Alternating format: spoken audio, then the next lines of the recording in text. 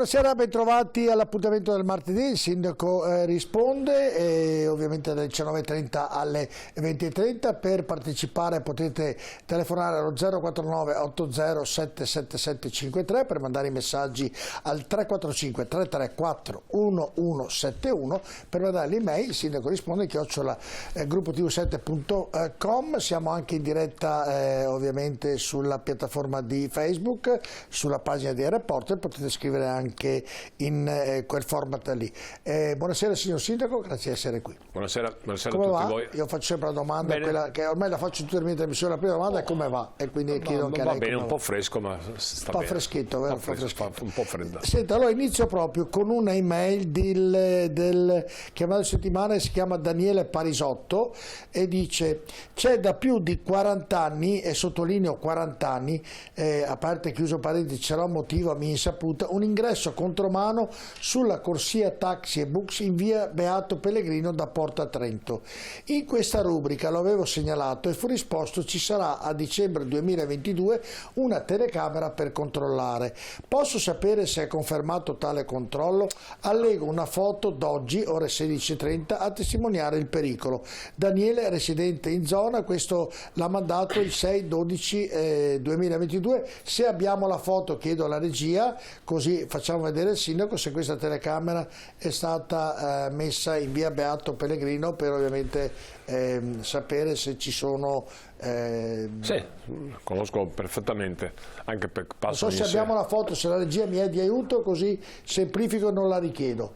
È in previsione di mettere ZTL addirittura, per cui sarà divieto assoluto di passaggio.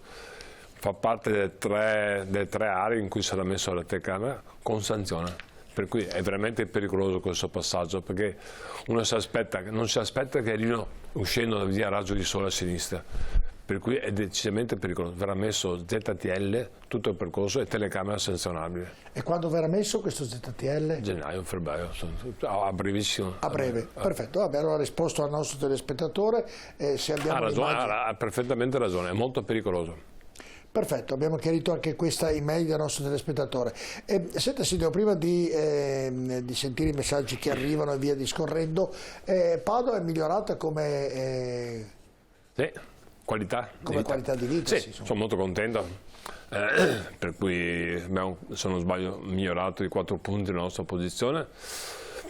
Sono decisamente contento, non tanto perché magari le altre città non sono migliorate. Io guardo la mia città, la città di Padova. Ma scusi, chi decide il miglioramento di una città? In base alle statistiche, in base a tutti gli indici che loro ricavano, solo 24 ore, ne esce una media in cui si definisce la qualità. Per cui siamo migliorati sul turismo, siamo migliorati tante cose. Però la qualità, quello che interessa è che siamo migliorati. È un lavoro di squadra questo, non è un lavoro mio, è un lavoro che fa tutta quanta Padova insieme, dai cittadini, alle istituzioni, alle forze dell'ordine, al prefetto, questore, carabinieri. Non c'è alla cultura, alla storia, non c'è un lavoro che va fatto da soli, è un lavoro di squadra. Io sono molto orgoglioso. Adesso Padova in questo momento è anche bellissima sotto tutti gli aspetti. Se anche fa un po' fresco, uno gira la sera, vede il mio mapping, vede le luci, una città che accoglie, per cui sono molto orgoglioso di questo risultato. Qualche anno siamo andati anche peggio, per cui non ho protestato quando siamo andati peggio, sono contento che siamo andati bene.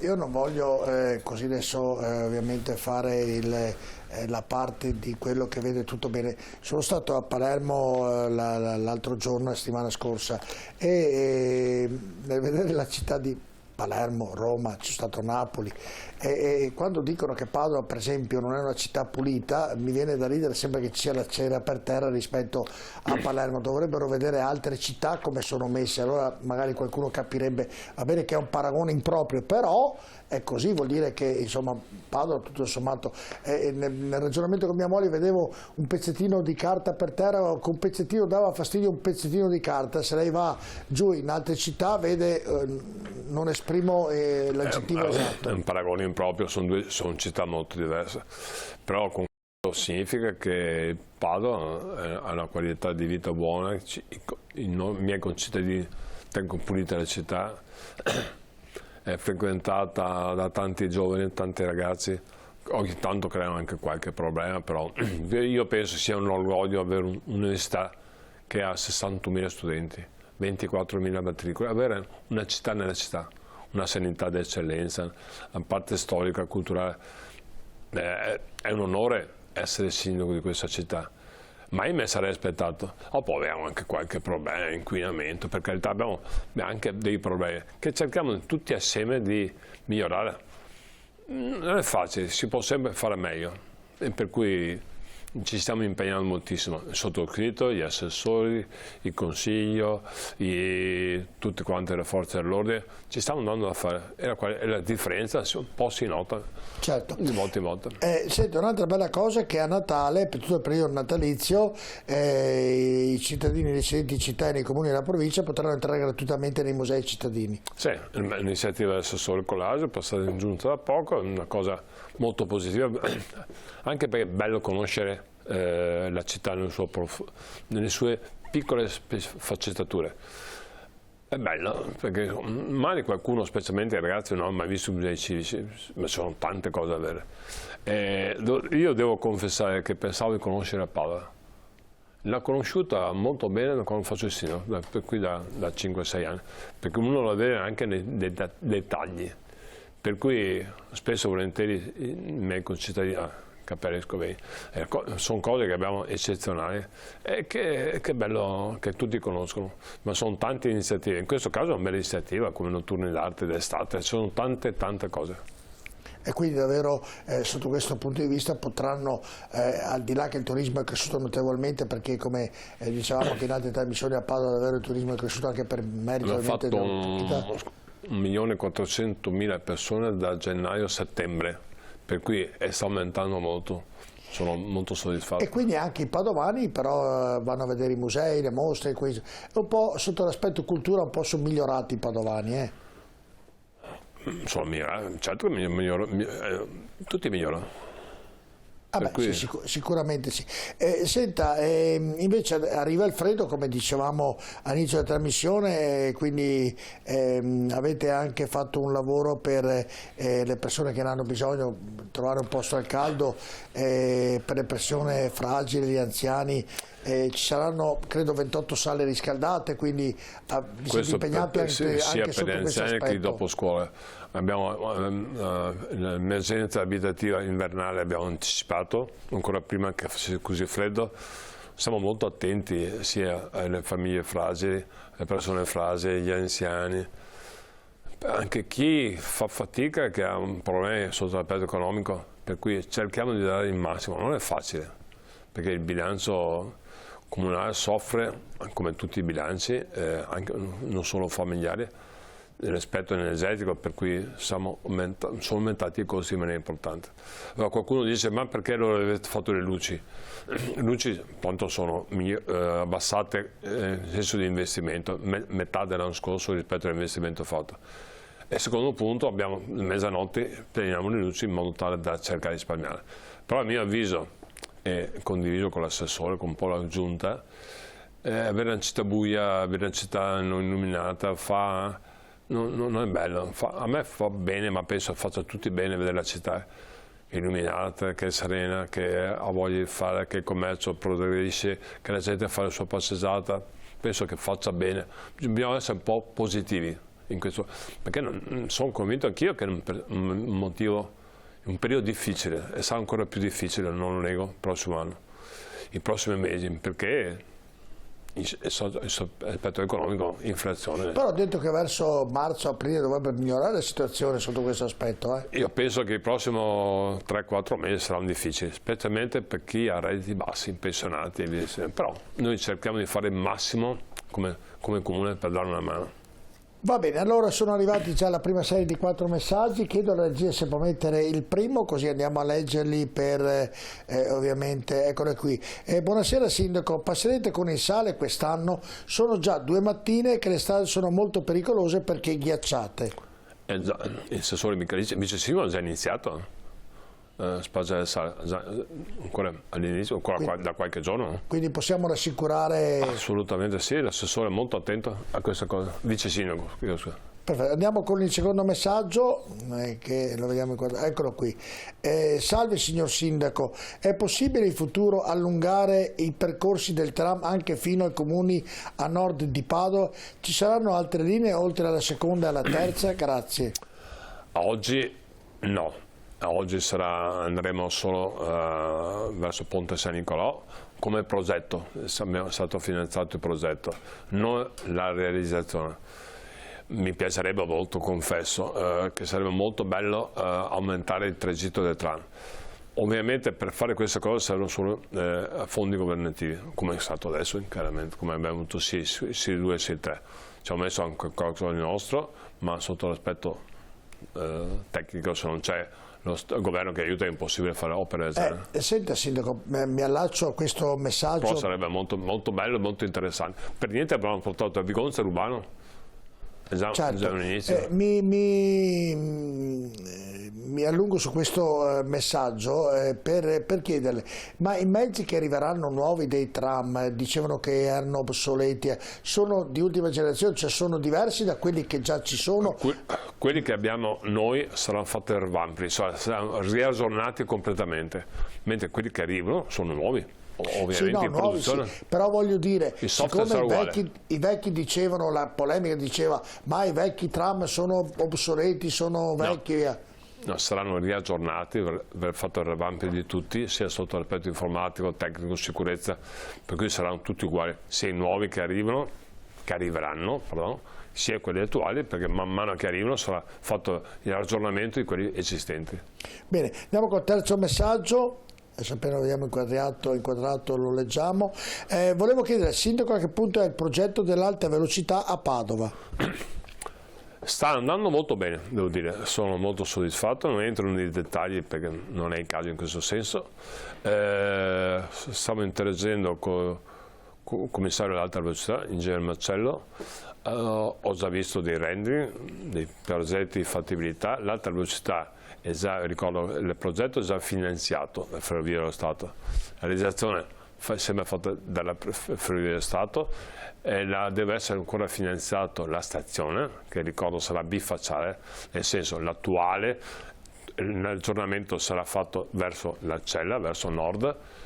Perché? Perché l'alta velocità arriverà sul binario 8-9. Comporterà anche dei sacrifici perché Ponte Borgomagno sarà completamente abbattuto, per cui vuol dire anche interruzione del tram, di autobus e via dicendo, per circa 7-8 mesi, perché non passa, l'alta velocità. Il tram cosa farà? Arriverà fino ai piedi del cavalcavia? Stiamo trovando dei sistemi, sarà un grosso problema, non sarà domani, sarà 6-7 anni più o meno, quando sarà. L'alta velocità non passa sotto. No, sì, ho capito, però in quel periodo lì il tram, come diceva, rimarrà fermo quasi un anno, ma farà la sosta lì vicino alla cavalcavia oppure? Troviamo dei sistemi, è ancora in corso da farsi.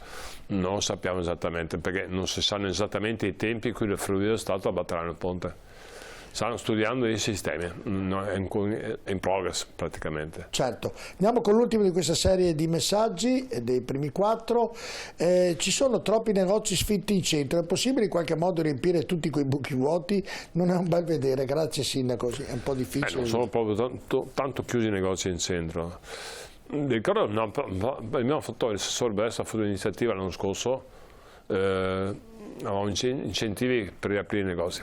Non sono molto chiusi, devo dire, sono pochi chiusi i negozi in centro, per cui più in periferia obiettivamente, ma in centro sono pochi chiusi. Solo una sciocchezza se volete, ma quando stavo cercando la sede elettorale non trovo sede elettorale perché o stavano facendo lavori o ristrutturazione o avevo altri progetti, per cui non è, obiettivamente in centro non è facile. Devo dire un'altra cosa, il centro, la parte importante del centro storico è molto costosa anche, è molto pregiata, sono le vie mari laterali che soffrono di qualche problema proprio c'è il negozio chiuso, però vedo che c'è un ricambio molto veloce, specialmente se avete notato sotto l'aspetto il cosiddetto street food, cioè l'alimentazione va molto, per cui molti negozi, ma qualche negozio è chiuso, però nel contempo aprono qualche altro tipo di attività, Ma ad esempio, per dire, finalmente ex Rinascente in piazza Garibaldi è stato completamente affittato, sarà quasi, per cui sarà anche un bel vedere, perché devo dire che vedere chiusa l'ex Rinascente non era molto gradevole.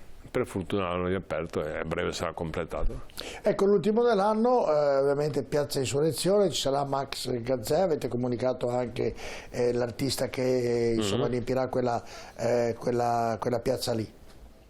Sì, devo dire, quest'anno mi ricordo non sono i fuochi, per cui di conseguenza, per un motivo anche di ambiente, ecologia, soltanto per l'ecologia, non ci saranno, di conseguenza.